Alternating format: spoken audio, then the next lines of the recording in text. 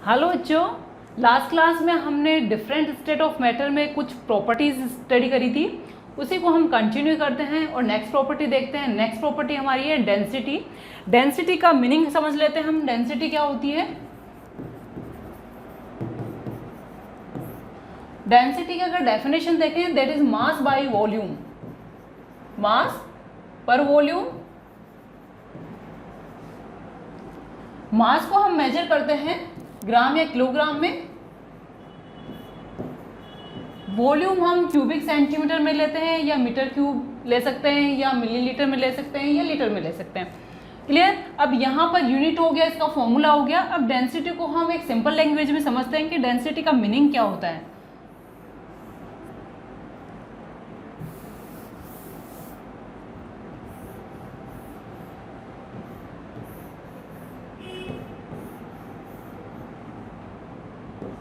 ये हमने same size के, अगर साइज सेम नहीं है तो आप समझ लीजिए इसको। सेम साइज के हमने 3 ब्लॉक्स लिए हैं, 3 कंटेनर्स हैं हमारे पास, और ये कंटेनर्स के अंदर हमने पार्टिकल्स फिल करे हुए हैं, कोई मटेरियल फिल करा हुआ है।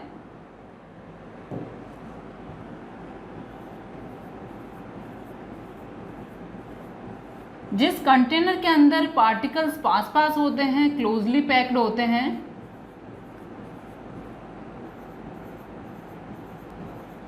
दैट मीन्स वहां पर इंटर पार्टिकल स्पेस है वो बच्चों नेग्लिजिबल है। ये हम अज्यूम करके चलते हैं और इस स्टेट को हम बोलते हैं सॉलिड स्टेट। तो ये हमारी हो गई सॉलिड स्टेट। अब हम बात करते हैं लिक्विड स्टेट की।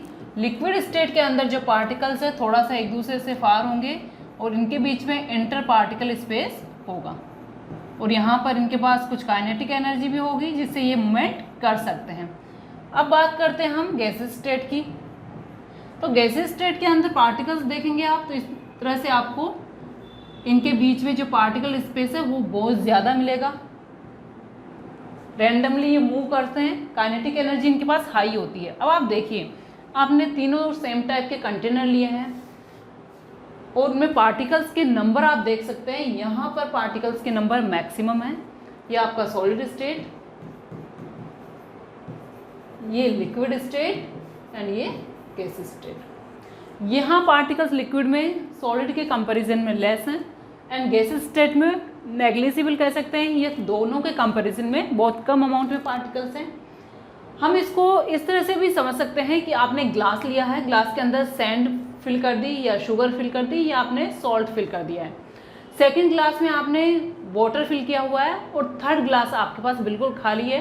तो उसको खाली मत समझिए, दैट मीन्स उसके अंदर एयर ऑलरेडी फिल्ड है। तो ये तीनों जो सेट हैं वो एग्जाम्पल हो गए सॉलिड, लिक्विड और गैसेस स्टेट के। तो यहाँ पर पार्टिकल्स के नंबर मोर है। अब मैं चलूँ अगर फॉर्मूले पर, तो फॉर्मूले का मीनिंग है mass by volume. That means आपने जो फिक्स वॉल्यूम लिया है, एक फिक्स स्पेस लिया है, उस स्पेस के अंदर आपने कितना मास डाला है। तो अगर हमारा ये वॉल्यूम फिक्स है, यहाँ पर V1 equal to V2 equal to V3, तीनों का वॉल्यूम फिक्स है। बट यहाँ पर अगर हम मास देखें M1 तो वो क्या होगा? ग्रेटर है, क्योंकि यहाँ पर पार्टिकल्स के नंबर भी हाई है, दैट विल बी मोर। तीनों का वॉल्यूम इक्वल है V2। अब यहां पर हम एक न्यू फॉर्मूला ड्राइव कर लेते हैं, M1 अपॉन V1। तो ये हो गया हमारा डेंसिटी। यहां पर इसकी डेंसिटी को D1 से इंडिकेट करते हैं। अब हम इसकी डेंसिटी निकालें तो यहाँ का जो मास है सॉलिड के कंपैरिजन में क्या होगा? लेस होगा। तो M2 अपॉन ये हो गया V2। अब थर्ड पे चले, थर्ड का मास सबसे कम होगा, ये हो गया M3 अपॉन V3। तो ऊपर के डिजिट्स जैसे जैसे कम होती जाएंगी, क्योंकि नीचे की डिजिट्स हैं वो तो सेम ही है, ऊपर की डिजिट न्यूमरेटर जैसे जैसे लेस होता जाएगा, क्या होगा? आपकी जो डेंसिटी की वैल्यू है वो भी डिक्रीज होती जाएगी। दैट मीन्स यहाँ डेंसिटी मैक्सिमम है क्योंकि M1 मैक्सिमम है।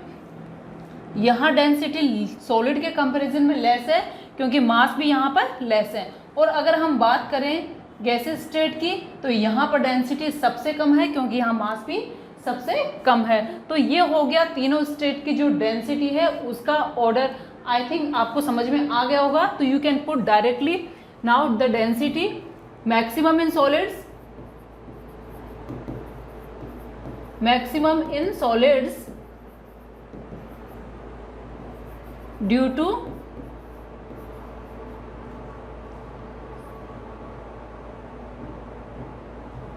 high force of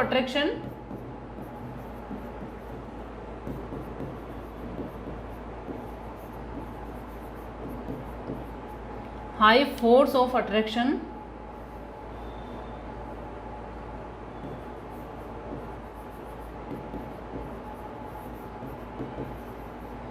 particles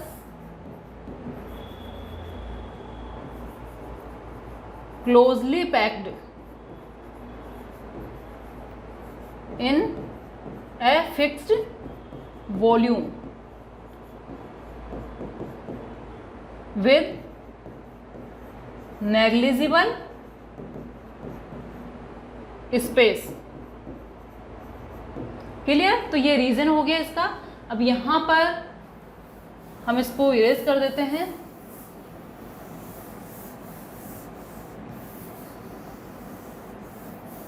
अब हम बात करें लिक्विड्स की. लेस देन सॉलिड,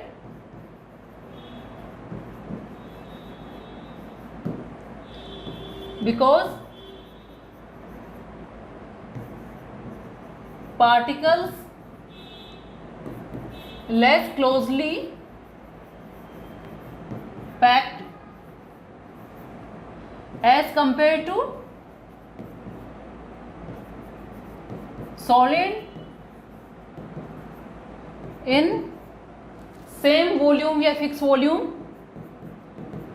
आप कंपैरिजन कर रहे हैं तो सेम वॉल्यूम लिख सकते हैं in a fixed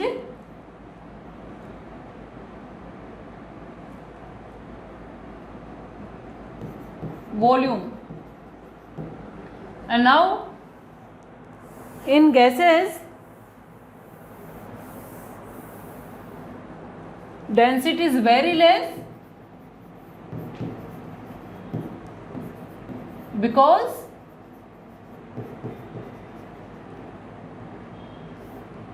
due to high kinetic energy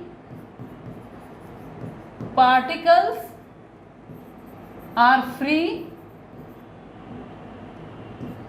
for movement and not held at a particular place. तो ये पर्टिकुलर प्लेस पे हेल्ड नहीं होंगे तो उनका मास क्या होगा? नेग्लिजिबल होगा. तो ये प्रॉपर्टी हो गई डेंसिटी. तीनों में हो कंपैरिजन हमने कर लिया है.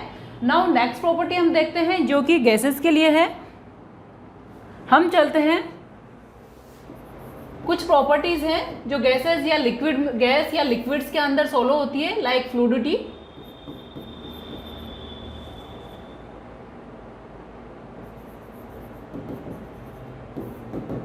फ्लूइडिटी की अगर हम बात करें तो फ्लूइडिटी का मतलब होता है फ्लो करना, और फ्लो करने की जो प्रॉपर्टी होती है वो या तो लिक्विड में होती है या गैसेस में होती है.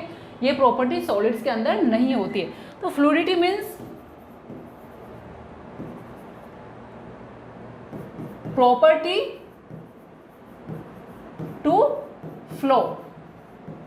तो इसीलिए लिक्विड और गैसेस को फ्लूइड बोला जाता है. फ्लूइड के अंदर लिक्विड और गैसेस आती है, सॉलिड नहीं आता. This property is present in liquid and gases only and not in solid. तो इसका ऑर्डर हो गया gases higher then liquid and then solid. and reason इसका हो गया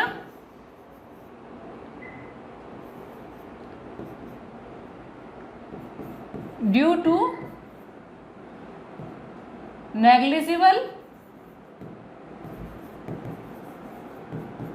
force in gases and higher in solids। मेरा कहने का मीनिंग यह है कि हमने force of attraction and kinetic energy जो प्रॉपर्टी पढ़कर आ रहे हैं बच्चों, यही प्रॉपर्टी डिसाइड कर रही है। तो यहाँ पर जो फोर्स ऑफ अट्रैक्शन है वो गैसेज में नेग्लिजिबल है, वो फ्रीली मूव कर सकते हैं। सबसे हाईएस्ट उनमें काइनेटिक एनर्जी होती है, इसलिए उनमें फ्लूइडिटी भी हायर होती है। नेक्स्ट हमारी जो प्रॉपर्टी है दैट इज, वो गैसेज के लिए है, फॉर गैसेज, इसको हम कह सकते हैं कि जब गैसेज किसी कंटेनर में फिल करी जाती है तो वो उस कंटेनर की वॉल के ऊपर प्रेशर एग्जर्ट करती है। अब ये प्रेशर एग्जर्ट क्यों करती है? गैस के जो पार्टिकल्स हैं उनमें काइनेटिक एनर्जी हायर होती है, जिससे वो फ्रीली मूव कर सकते हैं। अब फ्रीली मूव करते हैं तो दैट मीन्स उस मूवमेंट के ड्यूरिंग वो एक दूसरे को कोलाइड करते हैं। कोलाइड मीन्स एक दूसरे को हिट करते हैं, और एक दूसरे को हिट करने के साथ साथ जो कंटेनर की वॉल है उससे भी कोलाइड करते हैं, उससे भी टकराते हैं, उसको हिट करते हैं। तो जब वो हिट करते हैं तो उस हिटिंग या कोलाइड की ड्यूरिंग वहाँ प्रेशर एग्जर्ट होता है। इसी को हम बोलते हैं gases exert pressure on the wall of container. So you can write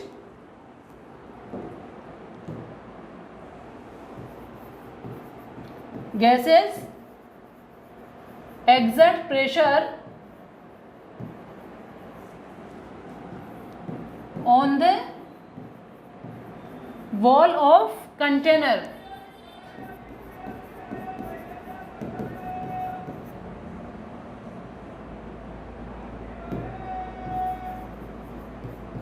Due to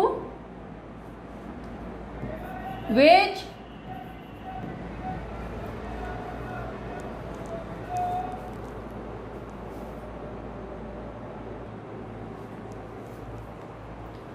so you can write property of gases means gases exert pressure on the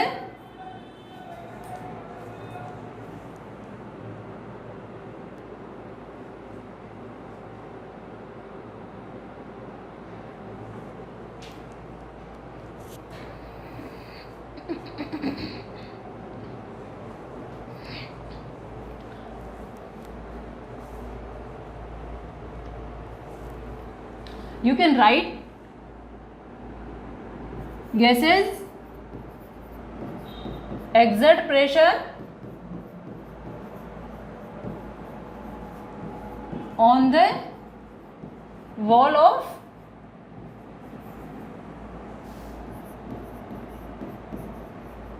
container. अब बच्चों आपके दिमाग में क्वेश्चन होगा कि हम इसको किस तरह से डिफाइन करें, तो you can write the explanation of this. In the gases state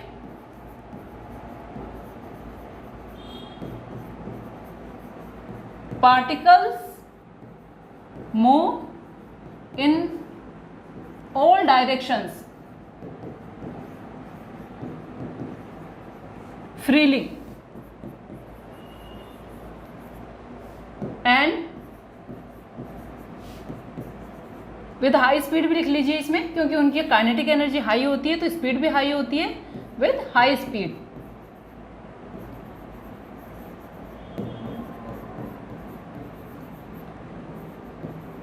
And they collide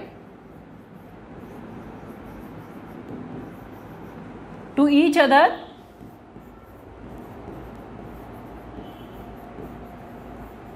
and wall of container.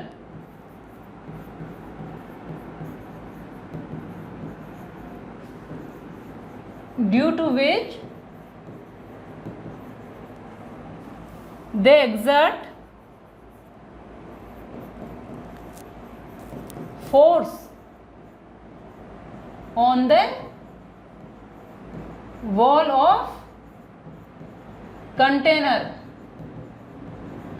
अभी हमने यहां इसको फोर्स बोला है, अब इसको हम किस तरह से प्रेशर में कन्वर्ट करेंगे? This force per unit area on the wall is called pressure exerted by gases.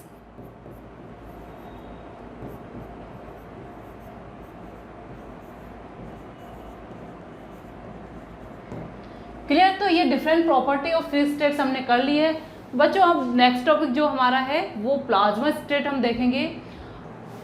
बच्चों 3 स्टेट्स हमने स्टडी कर लिए, नेक्स्ट टॉपिक हमारा है प्लाज्मा स्टेट। सबसे पहले हम देखते हैं कि प्लाज्मा स्टेट एक्चुअली होता क्या है। Plasma state sun and stars में होता है और यहाँ ये हाई टेम्परेचर के कारण होता है। एंड सेकंड जो एग्जांपल है that is fluorescent tubes and neon bulb. यहाँ पर जो प्लाज्मा स्टेट है वो इलेक्ट्रिसिटी के कारण होता है। तो सबसे पहले आप एग्जांपल्स नोट डाउन कर लीजिए। In sun and stars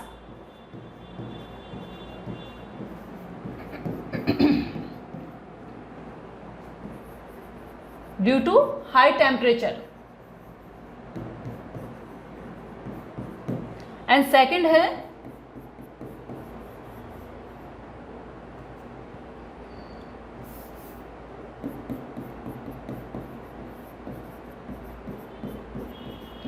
fluorescent tube and neon bulbs. Neon bulb कह सकते हैं या नियॉन ट्यूब कह सकते हैं। यहां पर जो होती है वो ड्यू टू इलेक्ट्रिसिटी होती है।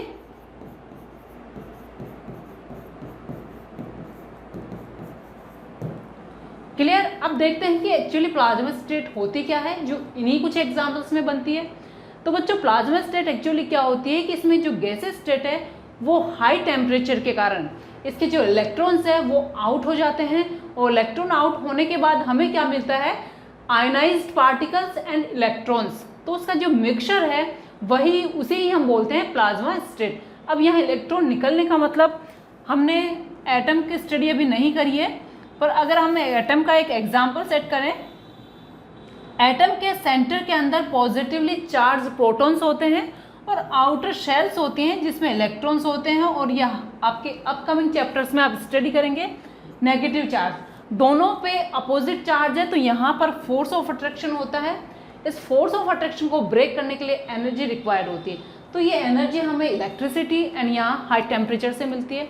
तो जब ये इस एनर्जी के कारण ये इलेक्ट्रॉन इस फोर्स से ओवरकम होकर इसको ब्रेक करके बाहर निकल जाते हैं। बाहर निकलने के बाद हमें क्या मिलता है, मिक्सचर या कलेक्शन हम कह सकते हैं of highly energetic, highly excited ionised particles. और इसी कलेक्शन को हम बोलते हैं प्लाज्मा स्टेट। ये प्लाज्मा स्टेट ग्लो करती है। तो ग्लो करने के कारण ही जो हमारे सन और स्टार्स है वो भी ग्लो करते हैं और हमारे जो फ्लोरोसेंट ट्यूब या नियॉन बल्ब है वो भी ग्लो करती है। तो now you can write the definition of plasma state.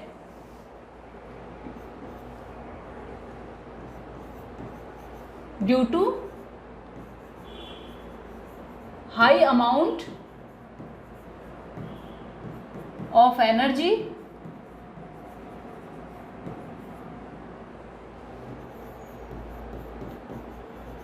electrons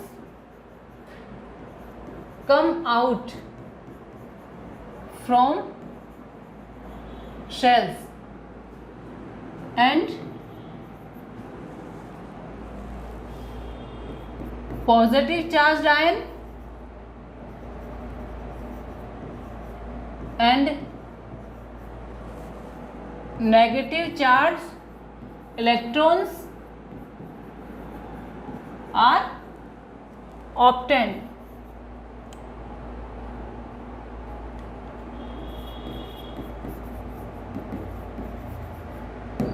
तो ये तो एक तरह से रीजन हो गया। तो हम डेफिनेशन को यहां से स्टार्ट करें।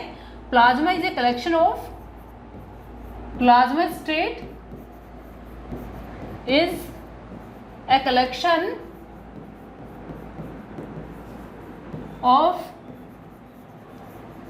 highly excited and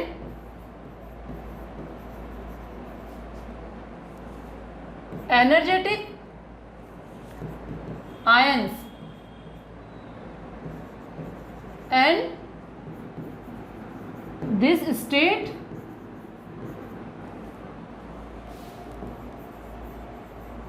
glow.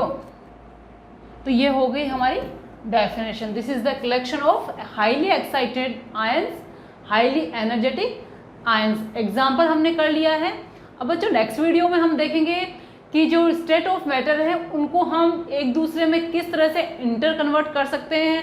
Latent heat क्या होती है, latent heat of vaporisation, latent heat of sublimation या फिर लेटेंट हीट ऑफ मेल्टिंग, ये सब चीज़ें हम देखेंगे। तो be continue and next video को वॉच करना ना भूलें। Till then bye bye.